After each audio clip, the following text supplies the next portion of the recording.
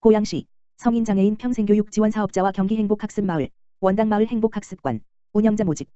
고양시 시장 이재준은 오는 16일까지 성인장애인 평생교육 지원 사업 보조사업자와 경기행복학습마을, 원당마을 행복학습관, 운영자를 모집한다고 밝혔다. 시는 올해 3월부터 12월까지 성인장애인 평생교육 지원 사업을 위한 장애 유형별 필요교육 자격증 취득 등 취업교육 및 직업능력개발 프로그램, 장애인 문화예술 프로그램 등의 사업을 진행할 보조사업자를 선정한다. 성인장애인 평생교육 지원 사업은 장애인 평생교육 진흥을 위하여 고양시에 소재하고 장애인 복지사업을 수행하고 있는 비영리기관 또는 단체, 평생교육법 제2조 제2호 과목에 해당되는 평생교육시설, 국가 또는 고양시에서 설치 운영 중인 장애인 복지시설이 대상이다. 한편 경기행복학습마을, 원당마을 행복학습관, 은 고양시 관내 평생교육기관으로 오는 3월부터 12월까지 원당지역 재개발 추진지역 내 학습 환경이 열악한 지역 주민을 위해 지역 특성과 수요를 반영한 다양한 평생학습 프로그램을 운영한다. 경기행복학습마을 운영자로는 평생교육법에 따라 인가등록 신고되어 있거나 다른 법령에 의한 평생교육시설 중 공고1 기준 최근 5년간 1년 이상의 평생교육 사업 실적이 있는 비영리 시설 법인 단체를 모집한다.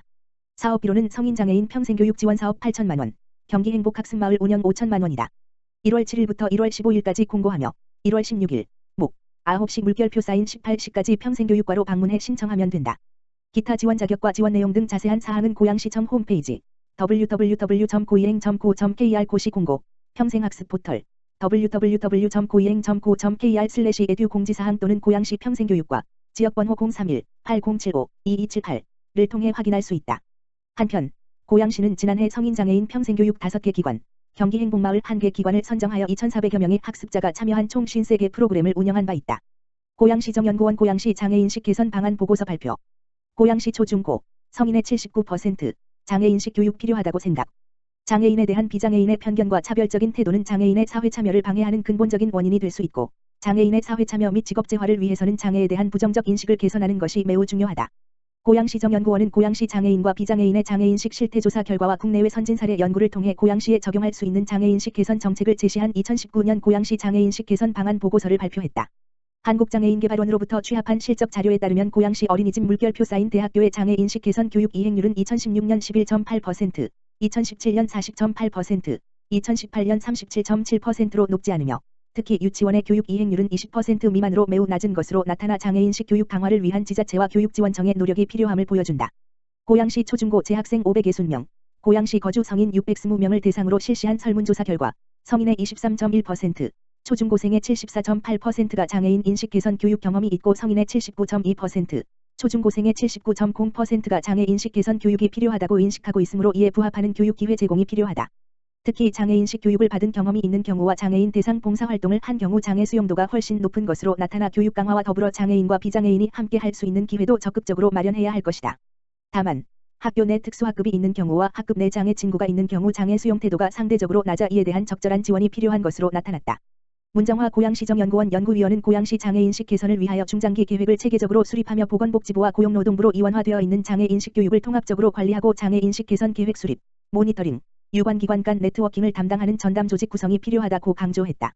고양시 장애인식 개선 방안으로 장애인식 개선을 위한 중장기 계획 수립 및 추진, 장애인식 전담 기구 설치 및 장애인식 정보 온라인 시스템 구축, 장애인 당사자 교육 강사 양성 및 교육 내실화, 장애인식 교육 사각지대, 비경제 활동 인구, 노인 등 장애 관련 기관 직원, 공무원, 장애인 당사자, 부모, 대중교통 운전자 등 촘촘한 대상별 교육 실시, 올바른 언어 사용 교육 및 캠페인, 공익광고, 장애인 홍보대사 등 사회적 확산을 위한 활동 강화, 장애인식 시범학교 운영, 특수학급 학교 장애인식 교육 및 지원 강화 등을 제시했다.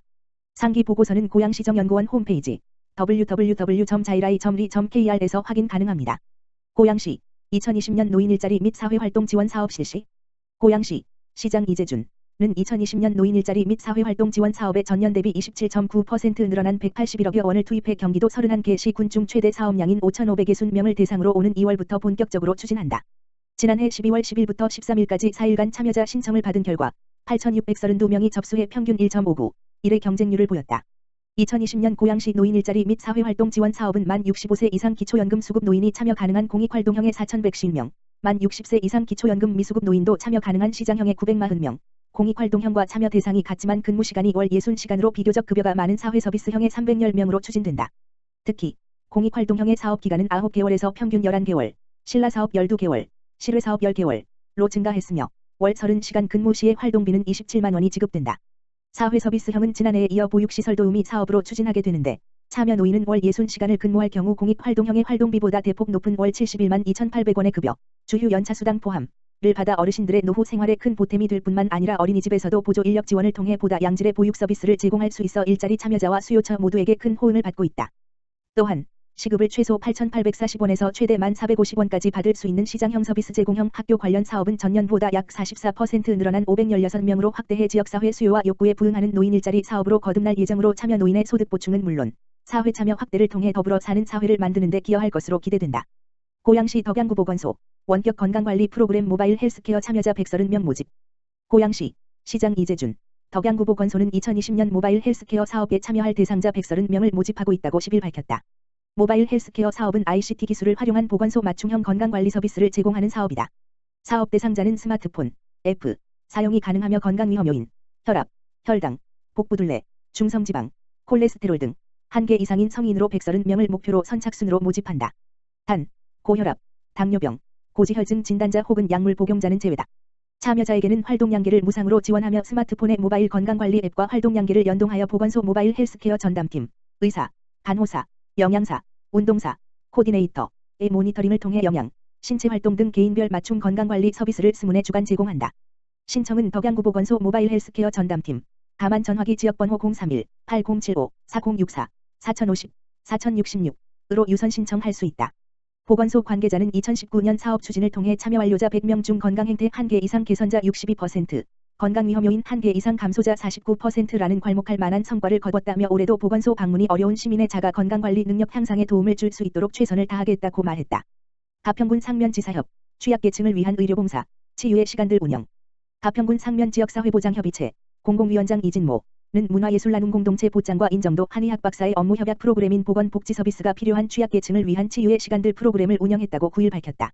이날 인정도 한의학 박사는 관내 의료 취약계층 20명을 대상으로 만성질환 상담, 한의학 침치료 및 추나요법 등 한방의료 서비스와 한약재를 지원하는 의료봉사 활동을 펼쳤다.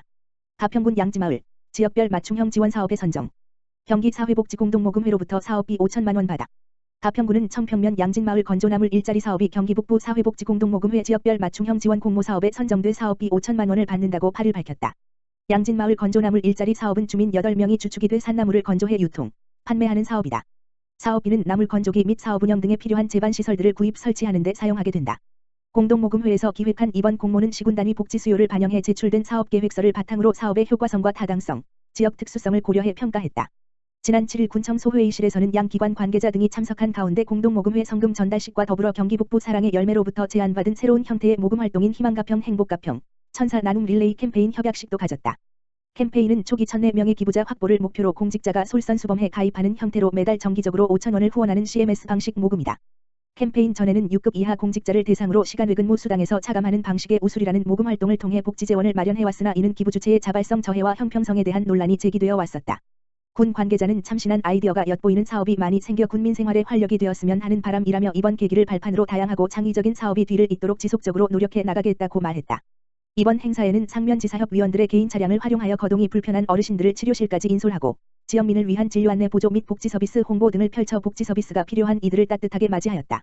인정도 박사는 2020년 새해에도 상면 주민들에게 봉사하게 돼 기쁘다며 의료비의 부담과 거동의 불편함으로 병원을 쉽게 찾지 못하는 의료복지 사각지대의 노인 취약계층을 위한 정기적인 봉사활동을 통해 건강한 사회를 만드는 데 최선을 다할 것이라고 말하였다. 이진모 공공위원장은 작년에 이어 올해도 의료 취약 주민들에게 양질의 의료 혜택을 베풀어 주신 인정도한 의사에게 감사의 말씀을 드린다며 봉사활동이 계속 유지될 수 있도록 민관이 협력하여 나눔을 더 널리 펼쳐나가겠다고 말했다. 치유의 시간들은 예약제로 매주 수요일마다 운영될 예정으로 참여하고 싶은 의료복지취약계층은 상면행정복지센터 맞춤형 복지팀, 지역번호 031-580-4171으로 문의하면 자세한 상담을 받을 수 있다.